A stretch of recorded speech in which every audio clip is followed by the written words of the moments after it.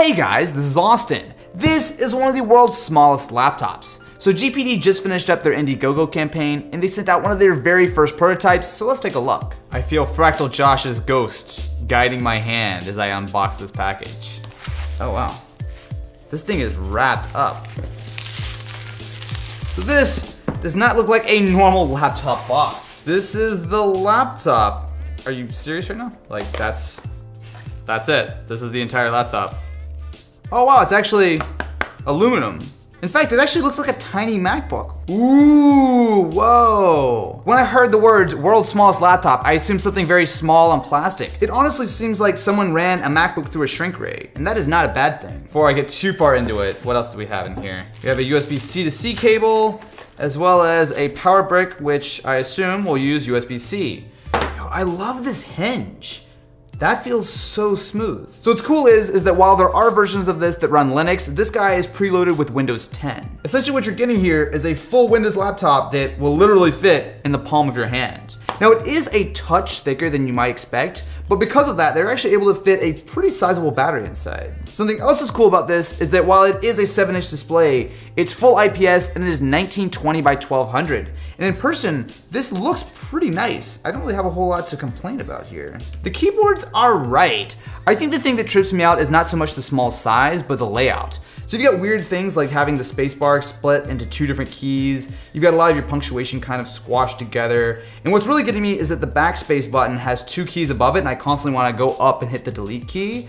But keep in mind, this is a very, very tiny laptop. You're probably not going to want to say write a paper on it, but for a quick little bit of web browsing or something a little bit more basic, I think you can get away with it. So even though it doesn't have a trackpad, you do have a little nub, and it's not the most accurate thing in the world, but it's really not that bad. And obviously, you have the touchscreen as well if you want to get something that's a little bit more precise. Take a look inside the box, and we have the G6. Speaker's also decent. So the problem is it's just a single speaker that's kind of on the bottom, so it doesn't really sound great, it's a little bit tinny. But I don't know, I feel like I'm willing to forgive a lot for laptops that's this tiny. Like, I keep freaking out, that's so cool. Speaking of having a tiny laptop, there actually are a fair few ports, surprisingly.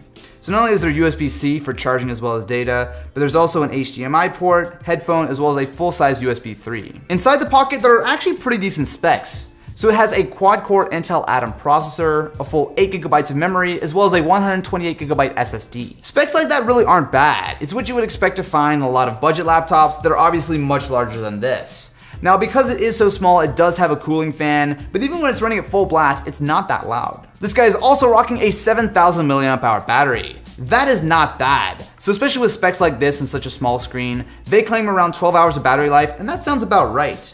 Now what really jumps out to me though, I keep going back to this, is just how nice the hardware is. Yes, it is a little bit on the chunky side, but when you consider just what all is crammed inside, it's really a pretty decent trade-off. It's interesting at how few compromises there are here. So yeah, the screen is small, and it kind of looks like they just pulled it right off of a tablet, but that's fine, it's a solid unit. And the same thing goes for running Windows. Sure, this might not be the optimal Windows viewing experience, but with that high-res screen and a little bit of scaling, it's actually kind of usable. Like normal web browsing, that kind of stuff is totally fine. Honestly, I feel like the keyboard's going to be the toughest part to get used to. I think if you're really into a smaller computer, that I think you can get used to it, but I feel like all of my muscle memory just is not there. I'm constantly hitting the wrong key, having to kind of like squish my hands together. It's fine, it's usable, but it's not really ideal at all. While you can get this guy with Linux, the idea that it can come with full Windows 10 out of the box is really cool. And with that Atom processor and small screen, yes, you're going to be slightly limited in, say, doing things like video editing on this guy. But for the most part, if it runs on Windows, you should be able to do it on the pocket. So with a single USB-C cable, not only can we get 4K 30 out, but we can also do 1080 60, although that's not 1080. The Scrapinator is a $50 PC. This totally works. Last year. We intend to turn it. Dude, this is, I guess it's like, there's no reason why this shouldn't work, right? But it's such a tiny little laptop. My initial instinct is, of course it can't do that. Of course it can't do that, but it can. Time for some Minecraft. The most demanding game of all time. Well, if you're a 7-inch laptop anyway. You know what's kind of cool about the setup is that not only are we getting a full display, but with USB-C, we're also charging the pocket at the same time. So essentially with one cable, kind of like a MacBook, you can do everything. Frame rate is not great though. So maybe playing Minecraft on the external 4K display, not the best idea. Oh yeah, still totally playable. Now this is actually playing at 1200p right now. I mean, no, this might not be the greatest Minecraft computer in the world, but for something this small, I think it really does make a big difference that it actually has a nice display. I keep coming back to that. Like, I expect this to be small and cheap and not very good, but it's quality. Oh, I hate this. Oh no, this is terrible. This is terrible. Okay, so use a mouse. Number one rule of advice, use a mouse. That was really, really bad. So yeah, this guy can play CSGO. Frame rate's a little bit lower than I would like, but you should not buy this as a gaming computer. The GPD Pocket is a weird little gadget. It's not for everyone, but I've got to say, I actually kind of like it. So what do you guys think about this tiny, tiny little laptop? Let me know in the comments below, and I will catch you in the next one.